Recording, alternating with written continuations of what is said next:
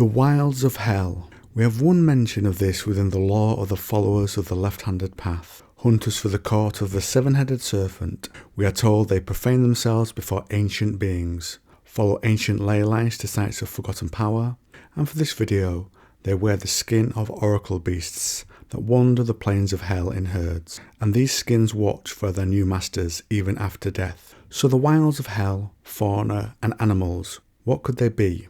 I've scoured the various mentions of hell within the trench lore and found some examples that we will discuss today, and then I'll illustrate the concepts with a short story.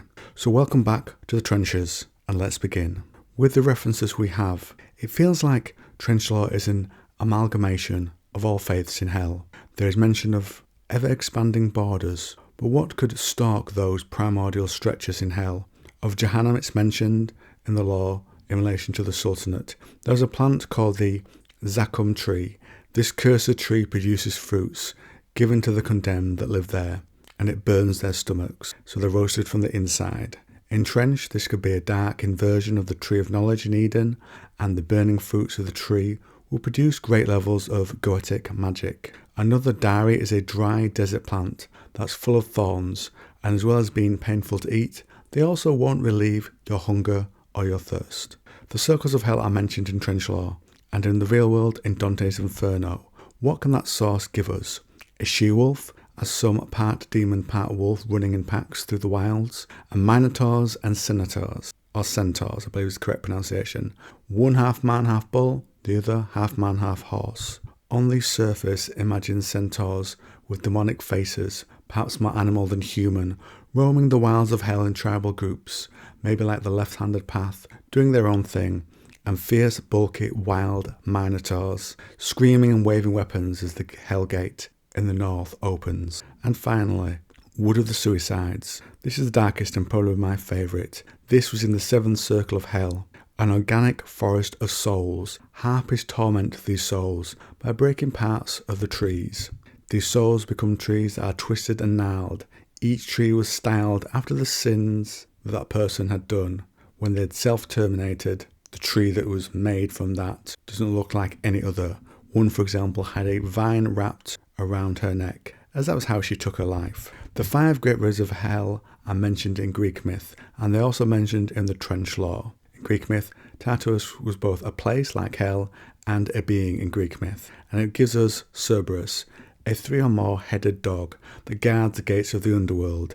He was the creation of 2 serpents, Typhon and Echidna. Now, could Cerberus be part of a larger breed of animal that maybe serves some of the other races in this place of hell? That could work. Or that on their own, running the wilds of hell in packs, hunting down the little food they can to eat, or to ravage the prey they find to cause goetic magic to empower themselves. Within the trench lore itself and the myth of the church, pit locusts are mentioned. These creatures would have been trapped in hell. We get 2 possible origins.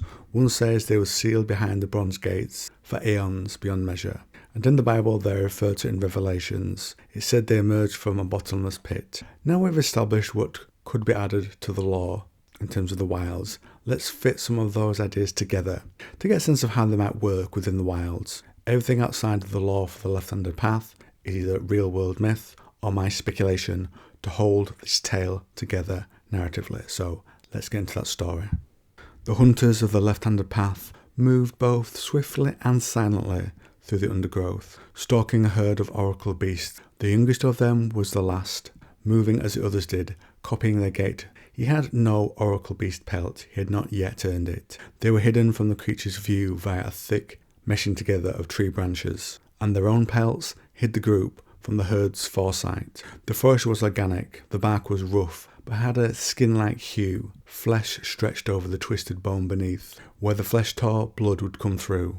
The odd tree had a human face with the features pulled 2 wide apart. Each tree was uniquely shaped by how the human had taken their lives. One had a vine around their neck like a noose, and there were enough variety to make up a forest of similar but very different trees. The herd moved close enough to strike. The adult hunters held back, letting the youngest pick his moment to earn his pelt and join their ranks. The youngest had fewer infernal nails forced into his arm to form a full bow, but its wicked shape would serve, and he focused his magic to create the right blood arrow. They could be made to kill their prey outright, paralyze them, or cause them to see visions of their own demise. The youngest moved into the tree line and found a covered but sparse area to aim through. Eyes in the tree around him snapped open at his movement. Ears moved and noses took in the stench of the magic he drew on from the ancient, nameless patron. The place he had chosen was correct, and the target was oblivious. He took sight and released. His aim was true, but he was suddenly startled, and he missed. A band of demonic centaurs had come to take the animals, not for the sacred visions they can give, but for food or sport. The hunters communicated with silent hand signals and did not give their place away. The herd was being driven away from their camouflage spot to where centaurs holding brutal weapons waited for them. For the hunters, the herd was sacred. It was a part of their beliefs. They could not let the centaurs butcher them. So they stepped through the cover and began to fire at their backs. As the left of them fell, those who had been waiting to thrash the herd rode the now visible hunters. The herd split in panic around them. The hunters waited in silence whilst the centaurs ran at speed, anger in their eyes. They came within a spear's throw of the hunters, and several drew back their arms to throw javelins. The youngest hunter quelled his fear to stay alongside his elders, and as one minotaur let fly with his javelin, the hunters turned their eyes to the ley lines that linked the places of power. They stepped between hell and creation, and the youngest for a second felt the cold of earth and saw its vile blue sky, before they all moved quickly, and then stepped back and returned to the warmth of hell and the blood-red sky that lit it above. And then, from that place, the hunters were behind the centaurs and routed them quickly. The group then carried many centaurs to the Nameless One's altar. It was a piece of yellowed bone that looked like an 8-figured hand, ending in talons. 2 fingers had old sacrifices in place, a minotaur and a malabranch, and alongside them were placed the centaurs, each nailed up with stakes of infernal iron. They all twitched, the hunter's patron from forgotten legend, draining the suffering from them. And the last place was preserved for the youngest of the hunters, who would feel additional nails, but not to form his bow. He had missed his shot. The reason did not matter. Their god demanded skill, and he was added to the sacrifices. A short time after, the sky was lit by a beacon, a bright source of energy in the tapestry of the ley lines. A beacon the court of the 7-headed serpent used. They were being called. The youngest still lived, but would not step out into that strange world again, the world the fallen angels had brought the hunters into conflict with, but where they had hunted for time immemorial. But its brief image lingered in his mind as the suffering was drained from him until the gods demanded fresh sacrifices. On that note, friends, drop me a comment down below to let me know what you think about the video, and if you like this video and Crusade, then you might also like this one.